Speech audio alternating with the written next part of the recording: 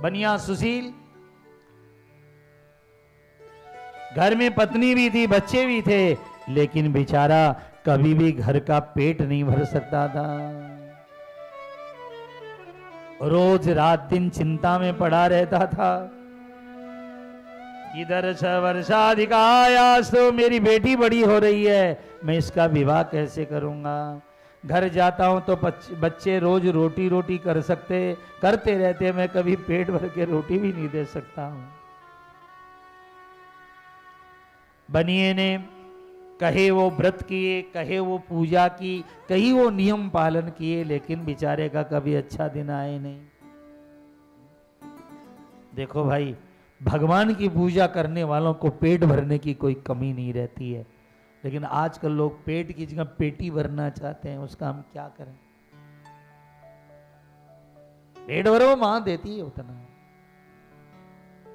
बनिया सुशील जो था बहुत दुखी था। धीरे धीरे उसकी दरिद्रता बढ़ती गई। उसने एक व्यापार किया, उसमें घाटा हो गया। दूसरा किया, वो तो घाटे में ही चला गया। तीसरा किया, महाराज अब तो बर्बाद हो गया। ऐसी स्थितियां कई परिवारों में, कई व्यापारियों में आ जाती हैं।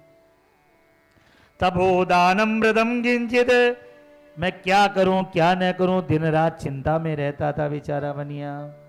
घर जाते थे तो बच्चों की आंसू देखे नहीं जाते थे। पत्नी की एक ही वस्त्र इतनी जगह फट चुका था, बेचारा दूसरी साड़ी भी नहीं ला पाता था। बड़ा दुखी हुआ।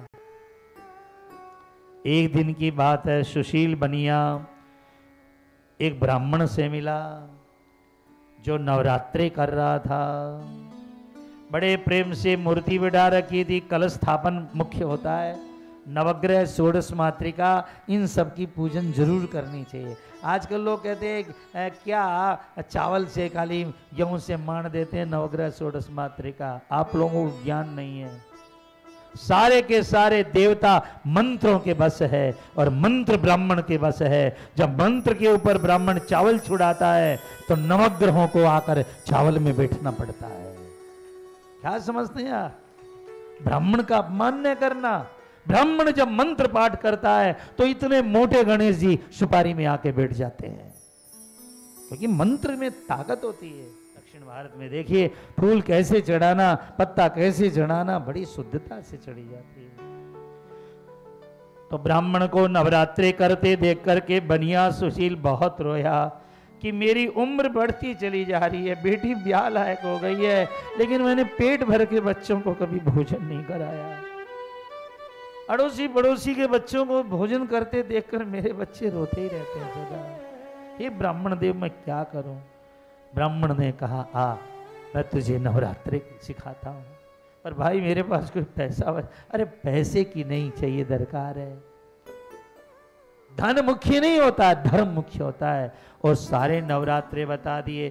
ज्यादा जगह नहीं तो कम से कम 1.25 हाथ, 2.5 हाथ, 5.25, 7.25 हाथ के गोबर लीप कर शुद्ध कर ले। शुभ मुहूर्त के अंदर कलश स्थापन कर ले और नवग्रह षोडश मातृका और बना ले और बनाकर कलश स्थापना कर ले। कलश के अंदर माँ की स्थापना कर दे। ज्योति जरूर जलाना चाहिए और नवरात्रों में ज्वारे जरूर उगाने चाहिए। ज्वारे मतलब, अरे जो हम लोग ज्वारे लगाते हैं ना, ज्वारा क्या होता है? ऐसे तो आप गेहूं को पीसोगे ना तो आटा निकलेगा, लेकिन वही गेहूं जब आप पात्र में पानी के साथ, मिट्टी के साथ में मिला दोगे तो वही अंकुरित हो जाएगा। कई कई लोगों के तो ज्वारे आधे आधे हाथ हो जाते हैं 9 दिन के अंदर। क्या था वो? आटे का चूरा था।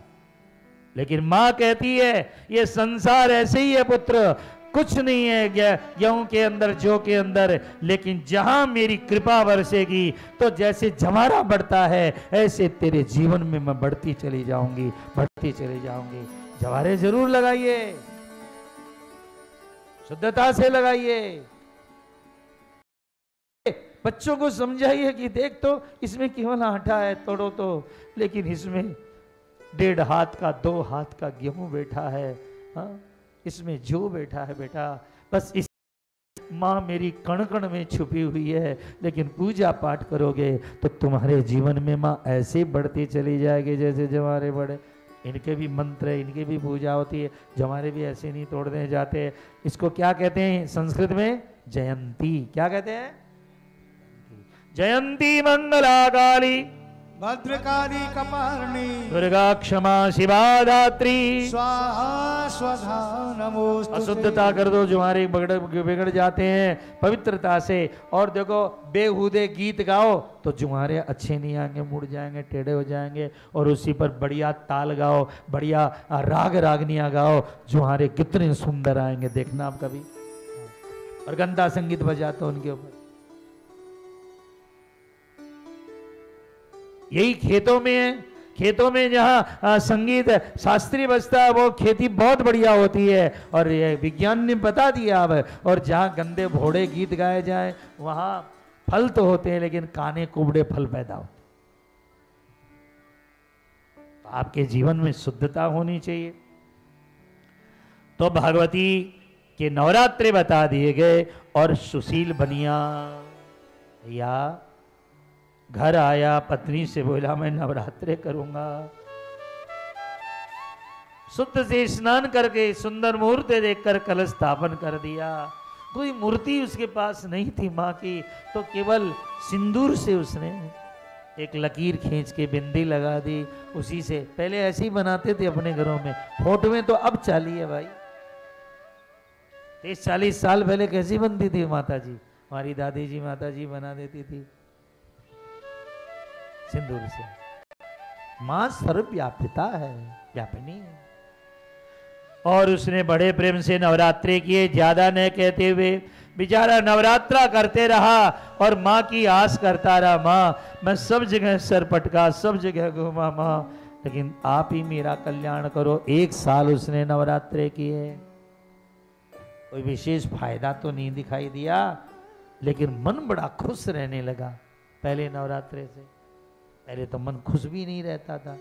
दूसरे साल के उसने नवरात्रे किए तो बड़े प्रेम से उसने थोड़ी सामग्री वागरी मिल गई, केला बढ़िया मिल गया, सेब कुछ भी बढ़िया मिल गए।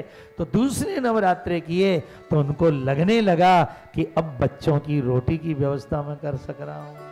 तीसरे नवरात्रों में तो साहब बेटी का ब्याह कर दिया उसने। और चौथे नवरात्रे के अंदर आते आते और सुशील ने अपना मकान बनवा लिया। 5वें नवरात्रे आते आते तो 5 साल हो गए नवरात्रे का। अब आदमी एक ही दिन में चाहता है धरती फटे और देवी जी दे जाए। ढंग से करो। 6ठे नवरात्रे के अंदर ने उसने मां का नवरात्रा किया, साथ में चंडी भी की, यज्ञ भी किया, 2 पैसा मां के ऊपर खर्चा किया। खूब ब्राह्मणों को दिया खूब।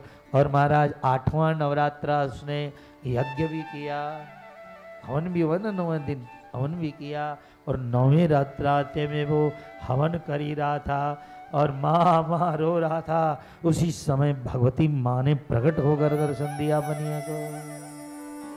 माँ ने प्रत्यक्ष दर्शन दिया। बनिया कृतकृत्य हो गया, चरणों में गिर पड़ा। और माँ ने कहा जा बेटा, तेरी कोई कथा भी प्रेम से सुनेगा तो उसकी भी मैं दरिद्रता मिटा दूंगी।